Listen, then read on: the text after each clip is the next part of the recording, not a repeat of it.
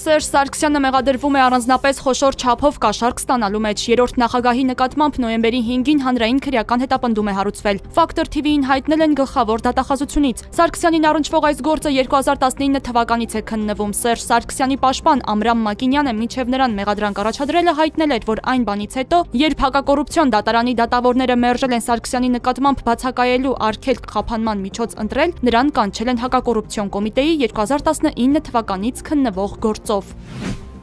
Պետ նախկին նախագահ Վարդան Հարությունյանի խափանման միջոց կալանքը փոխվել է։ Հակակոռուպցիոն դատարանը որոշում է կայացրել նրա նկատմամբ կիրառել երկամյա տնային կալանք։ Factor TV-ին հայտնել են դատական դեպարտամենտից։ Վարդան Հարությունյանը կալանավորվել էր օգոստոսի 8-ին, նրան մեղադրում են ձեռնարկատիրական գործունեությանն, ապօրինի մասնակցության, հակամրցակցային գործունեության և փողերի լվացման մեջ։ Հարությունյանը մեղադրանքը չի ընդունում։ Առաջին ընտրությունների պարագայում որոշում ենք կայացրել հրաժարվել կայուն մեծամասնության սկզբունքից և դա թողնել երկրորդ ընտրություններին, եթե առաջին ընտրությունների արդյունքներով չի հաջողվում մեկ կուսակցության մեծամասնությամբ կամ կոալիցիայի միջոցով ձևավորել խորհրդարան։ Հանրայինի եթերում անդրադառնալով Սահմանադրության նոր տեքստի մշակմանն ու փոփոխություններին ասել է Արդարադատության նախարար Սրփուհի Գալյանը։ Նրա խոսքով որոշում է կայացվել գնալ երկրորդ ընտրությունների այն դեպքում, եթե առաջին ընտրությունների արդյունքներով չի հաջողվում մեկ կուսակցության մեծամասնությամբ կամ կոալիցիայի միջոցով խորհրդարան ձևավորել։ Ըստ նախարարի, Սահմանադրության էական փոփոխությունները կապված են իշխանության թևերի ապակենտրոնացման, զսպման և հավասարակշռման սկզբունքների հետ։ Արցախի նախկին ռազմաքաղաքական ղեկավարների և այլ հայ գերիների շինծու գործերով հերթական դատական նիստը շարունակվել է դատախազների մեղադրական ելույթներով։ Ադրբեջանական լրատվամիջոցների հաղորդմամբ դատարանի ուշադրությանն է ներկայացվել Արցախի նախկին նախագահ Արայիկ Հարությունյանին, ՊԲ նախկին հրամանատար Լևոն Մնացականյանին, նախկին նախագահ Բակո Սահակյանին, Պաշտպանության բանակի հրամանատարի նախկին տեղակալ Դավիթ Մանուկյանին և Արցախի նախկին նախագահ Արկադի Ղուկասյանին վերաբերող որոշ փաստաթղթեր։ Հաջորդ դատական նիստը նշանակվել է նոյեմբերի 7-ին։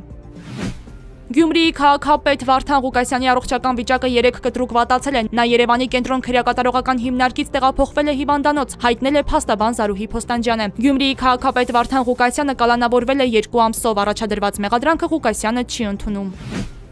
3 ամիս առաջին վարչակազմը պատմական խաղաղության համաձայնագրի է հասել Հայաստանի և Ադրբեջանի միջև։ 8 պատերազմ մենք ավարտել ենք 8 ամսում, հայտարարել է ԱՄՆ նախագահ Դոնալդ Թրամփը Սպիտակ տանը կենտրոնական Ասիայի երկրների ղեկավարների հետ հանդիպման ժամանակ, անդրադառնալով նաև TRIP-ին։ Դա իսկապես հրաշալի բան է, այն կոչվել է իմ անունով և ես իսկապես դա շատ եմ գնահատում։ Սա իսկապես մեծ գործարք է Թրամփի երթուղին միջազգային խաղաղության համար։ Այս երթուղին անցնում է աշխարհի ամենակարևոր վայրերից մի քանիսով, այդ թվում տնտեսապես ամենակարևոր տեղերով։ Այն կբարձրացնի առևտրային գործունեությունը Կասպից ծովի մյուս կողմում և կօգնի կենտրոնական Ասիայի ժողովուրդներին, նշել է ԱՄՆ նախագահը։